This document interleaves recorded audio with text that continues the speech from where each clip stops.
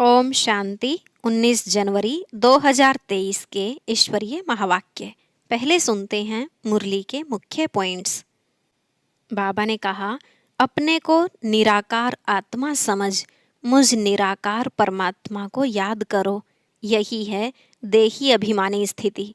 जो साकार शरीर को याद करते हैं वह तो जैसे भूत अभिमानी हैं।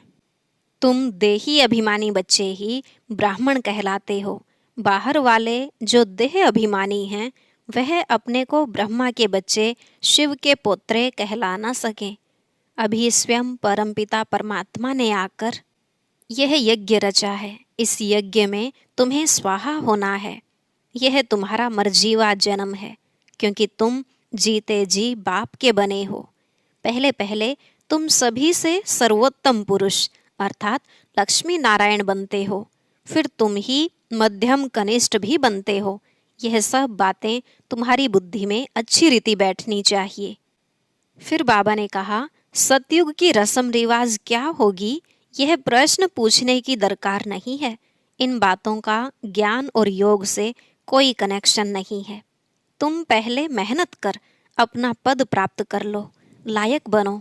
इस कोड़ी तुल्य भारत को बाप फिर से हीरे तुल्य बनाते हैं। सबकी नैया पार करने वाला सतगुरु एक शिव बाबा ही है। डुबोने वाले तो अनेक हैं। लास्ट में बाबा ने कहा, अभी सबका अंतिम जन्म है। इस समय श्री कृष्ण की आत्मा भी ज्ञान सुनती है, तो तुम भी ज्ञान सुनते हो। यह है संगम युगी ब्राह्मणों का वर्ण। फिर तुम ही ब्राह्मण से जाकर देवता बनेंगे। ब्राह्मण ही देवता, और जो नापास होते हैं वह क्षत्रिय बन जाते हैं। अब सुनते हैं महावाक्यों को विस्तार से। बाबा ने कहा, मीठे बच्चे, साकार शरीर को याद करना भी भूत अभिमानी बनना है, क्योंकि शरीर 5 भूतों का है। तुम्हें तो देही अभिमानी बन एक विदेही बाप को याद करना है। प्रश्न, सबसे सर्वोत्तम कार्य कौन सा है जो बाप ही करते हैं? उत्तर, सारी तमोप्रधान सृष्टि को सतो प्रधान सदा सुखी बना देना, यह है सबसे सर्वोत्तम कार्य जो बाप ही करते हैं। इस ऊंचे कार्य के कारण उनके यादगार भी बहुत ऊंचे ऊंचे बनाए हैं। दूसरा प्रश्न, किन 2 शब्दों में सारे ड्रामा का राज आ जाता है? उत्तर, पूज्य और पुजारी। जब तुम पूज्य हो तब पुरुषोत्तम हो, फिर मध्यम कनिष्ठ बनते। माया पूज्य से पुजारी बना देती है। गीत, महफिल में जल उठी क्षमा। ओम शांति। भगवान बैठ बच्चों को समझाते हैं कि मनुष्य को भगवान नहीं कहा जा सकता। ब्रह्मा विष्णु शंकर का भी चित्र है, उनको भगवान नहीं कह सकते। परमपिता परमात्मा का निवास उनसे भी उच्च है। उनको ही प्रभु, ईश्वर, भगवान आदि कहते हैं। मनुष्य जब पुकारते हैं तो उन्हों को कोई भी आकार व साकार मूर्ति दिखाई नहीं पड़ती, इसलिए किस भी मनुष्य आकार को भगवान कह देते हैं। सन्यासियों को भी देखते हैं तो कहते हैं भगवान, परंतु भगवान खुद समझाते हैं कि मनुष्य को भगवान नहीं कहा जा सकता। निराकार भगवान को तो बहुत याद करते हैं। जिन्होंने गुरु नहीं किया है, छोटे बच्चे हैं, उनको भी सिखाया जाता है परमात्मा को याद करो, परंतु किस परमात्मा को याद करो यह नहीं बताया जाता। कोई भी चित्र बुद्धि में नहीं रहता। दुख के समय कह देते हैं, हे प्रभु। कोई गुरु व देवता आदि का चित्र उनके सामने नहीं आता है। भल बहुत गुरु किए हों तो भी जब हे भगवान कहते हैं तो कभी उनको गुरु याद नहीं आएगा। अगर गुरु को याद कर और ही भगवान कहें तो वह मनुष्य तो जन्म मरण में आने वाला हो गया। तो यह गोया 5 तत्वों के बने हुए शरीर को याद करते हैं, जिसको 5 भूत कहा जाता है। आत्मा को भूत नहीं कहा जाता। तो वह जैसे भूत पूजा हो गई। बुद्धि योग शरीर तरफ चला गया। अगर किसी मनुष्य को भगवान समझते तो ऐसे नहीं कि उनमें जो आत्मा है उसको याद करते हैं। नहीं, आत्मा तो दोनों में है, याद करने वाले में भी है, तो जिसको याद करते हैं उसमें भी है। परमात्मा को तो सर्वव्यापी कह देते, परंतु परमात्मा को पाप आत्मा नहीं कहा जा सकता। वास्तव में परमात्मा नाम जब निकलता है तो बुद्धि निराकार तरफ चली जाती है। निराकार बाप को निराकार आत्मा याद करती है, उसको देही अभिमानी कहेंगे। साकार शरीर को जो याद करते हैं वह जैसे भूत अभिमानी हैं। भूत भूत को याद करते हैं, क्योंकि अपने को आत्मा समझने बदले 5 भूतों का शरीर समझते हैं। नाम भी शरीर पर पड़ता है। अपने को भी 5 तत्वों का भूत समझते हैं और उनको भी शरीर से याद करते हैं। देही अभिमानी तो है नहीं। अपने को निराकार आत्मा समझें तो निराकार परमात्मा को याद करें। सभी आत्माओं का संबंध पहले पहले परमात्मा से है। आत्मा दुख में परमात्मा को ही याद करती है, उनके साथ संबंध है। वह आत्माओं को सभी दुखों से छुड़ाते हैं, उनको क्षमा भी कहते हैं। कोई बत्ती आदि की तो बात नहीं, वह तो परम पिता परमात्मा है। क्षमा कहने से मनुष्य फिर ज्योति समझ लेते हैं। यह तो बाप ने खुद समझाया है, मैं परमात्मा हूँ, जिसका नाम शिव है।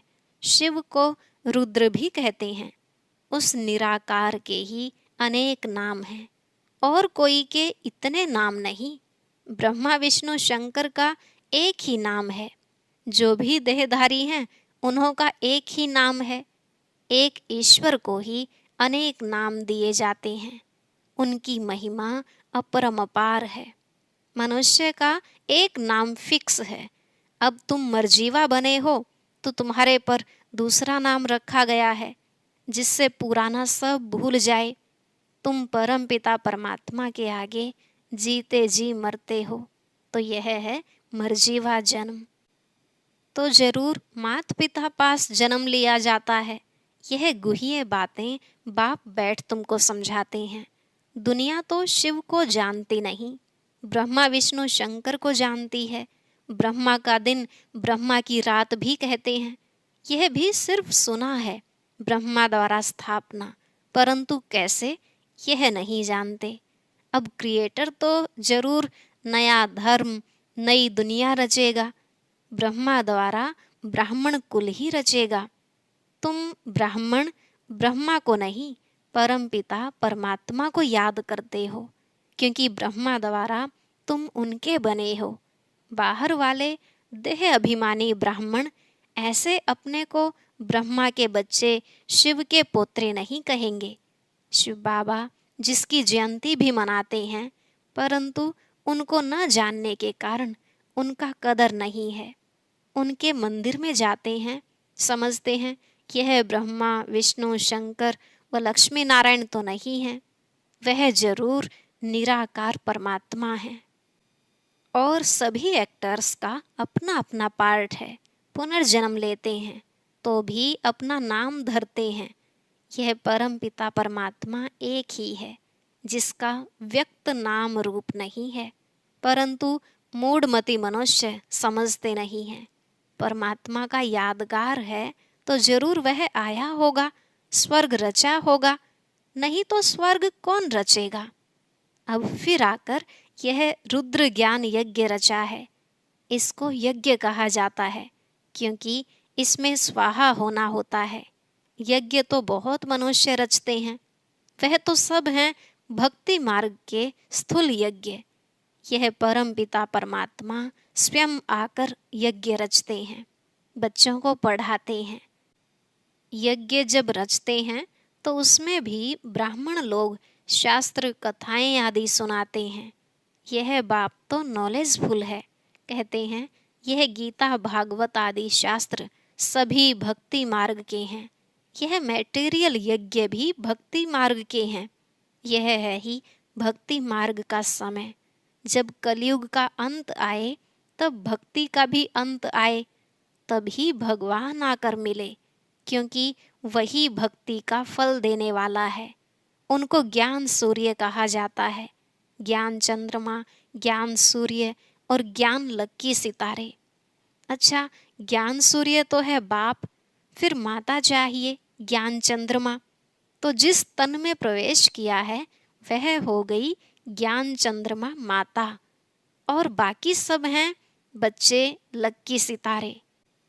इस हिसाब से जगदम्बा भी लक्की स्टार हो गई, क्योंकि बच्चे ठहरे ना।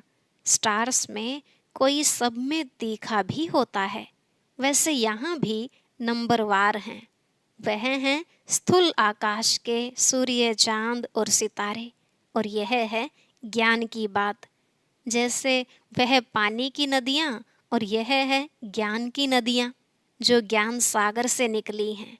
अब शिव जयंती मनाते हैं, जरूर वह सारे सृष्टि का बाप आते हैं, आकर जरूर स्वर्ग रचते होंगे। बाप आते ही हैं आदि सनातन देवी देवता धर्म की स्थापना करने, जो प्रायलोप हो गया है। गवर्नमेंट भी कोई धर्म को नहीं मानती है, कहते हैं हमारा कोई धर्म नहीं। यह ठीक कहते हैं। बाप भी कहते हैं भारत का आदि सनातन देवी देवता धर्म प्रायलोप है। धर्म में ताकत रहती है। भारतवासी अपने दैवी धर्म में थे तो बहुत सुखी थे। वर्ल्ड ऑलमाइटी अथॉरिटी राज्य था, पुरुषोत्तम राज्य करते थे। श्री लक्ष्मी नारायण को ही पुरुषोत्तम कहा जाता है। नंबरवार ऊंच नीच तो होते हैं, सर्वोत्तम पुरुष, उत्तम पुरुष, मध्यम कनिष्ठ पुरुष तो होते ही हैं। पहले पहले सभी से सर्वोत्तम पुरुष जो बनते हैं वही फिर मध्यम कनिष्ठ बनते हैं। तो लक्ष्मी नारायण हैं पुरुषोत्तम, सभी पुरुषों में उत्तम। फिर नीचे उतरते हैं तो देवता से क्षत्रिय, क्षत्रिय से फिर वैश्य, शूद्र, कनिष्ठ बनते हैं। सीताराम को भी पुरुषोत्तम नहीं कहेंगे, सभी राजाओं के राजा, सर्वोत्तम सतोप्रधान पुरुषोत्तम हैं लक्ष्मी नारायण।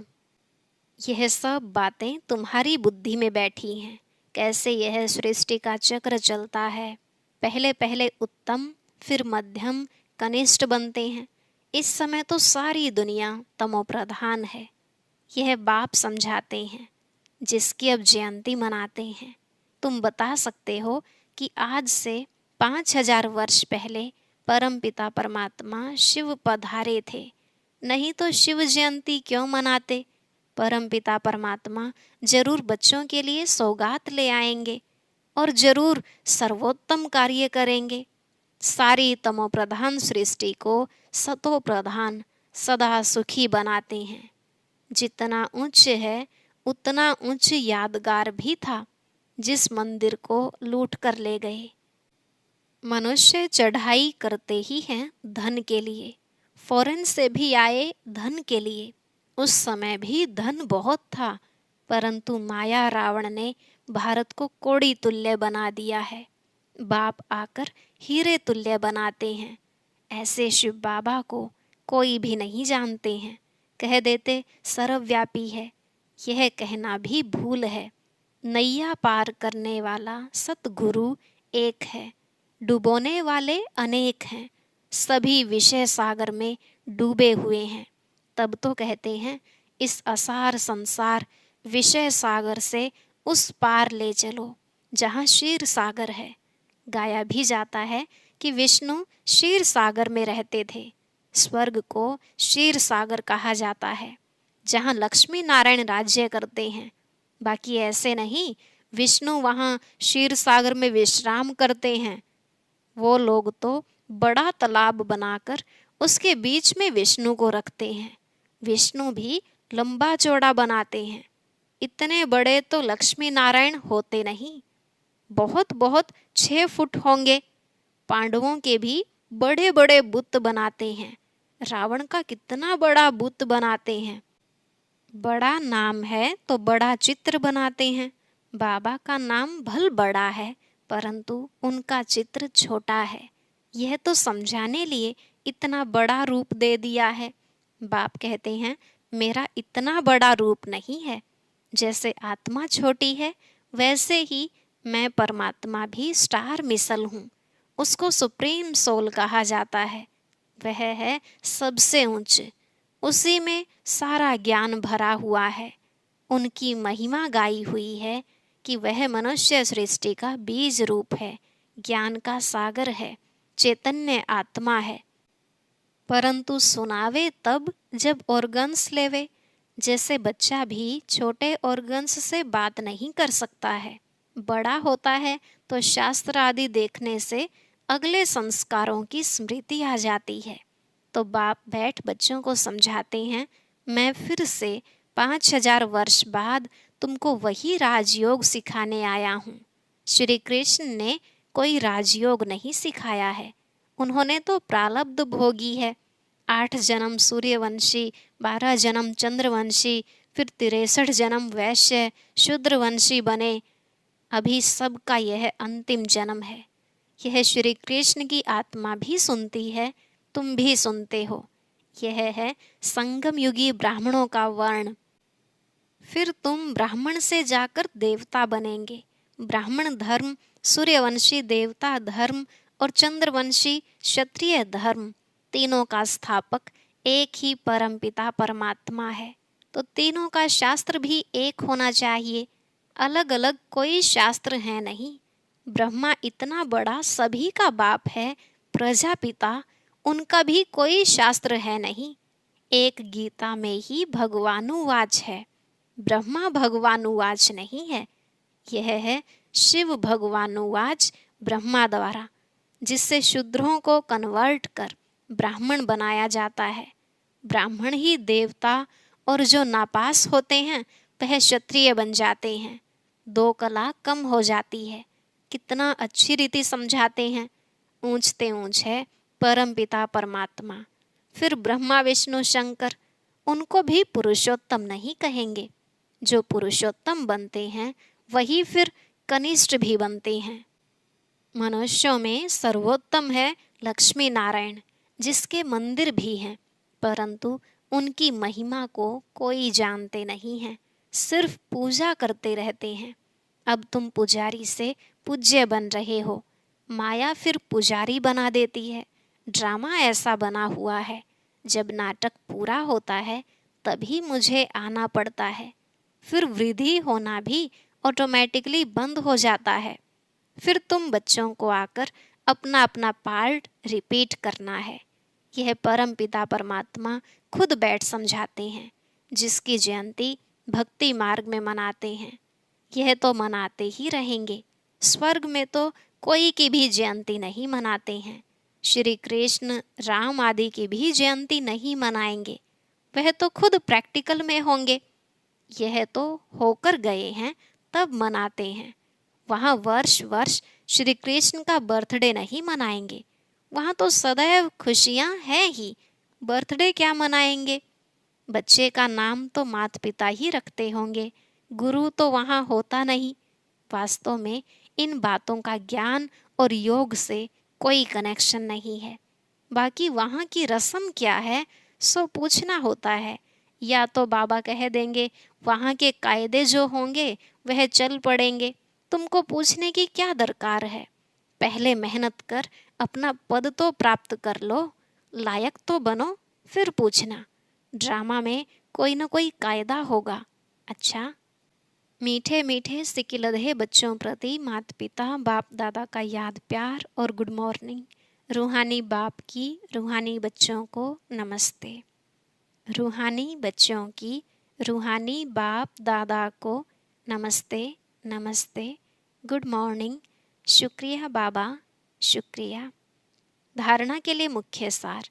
पहला पॉइंट, अपने को निराकार आत्मा समझ निराकार बाप को याद करना है, किसी भी देहधारी को नहीं। मरजीवा बन पुरानी बातों को बुद्धि से भूल जाना है। दूसरा, बाप के रचे हुए इस रुद्र यज्ञ में संपूर्ण स्वाहा होना है। शूद्रों को ब्राह्मण धर्म में कन्वर्ट करने की सेवा करनी है। आज का वरदान दिनचर्या की सेटिंग और बाप के साथ द्वारा हर कार्य एक्यूरेट करने वाले विश्व कल्याणकारी भव।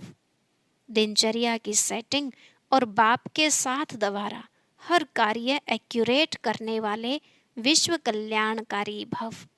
बाबा ने कहा, दुनिया में जो बड़े आदमी होते हैं उनकी दिनचर्या सेट होती है।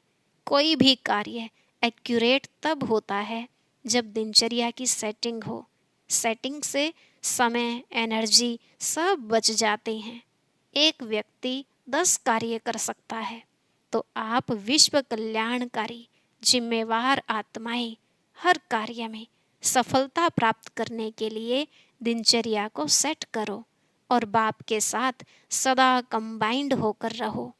1000 भुजाओं वाला बाप आपके साथ है, तो एक कार्य के बजाय 1000 कार्य एक्यूरेट कर सकते हो। स्लोगन, सर्व आत्माओं प्रति शुद्ध संकल्प करना ही वरदानी मूर्त बनना है। सर्व आत्माओं प्रति शुद्ध संकल्प करना ही वरदानी मूर्त बनना है। और अब सुनते हैं आज का अव्यक्त ज्ञान मोती।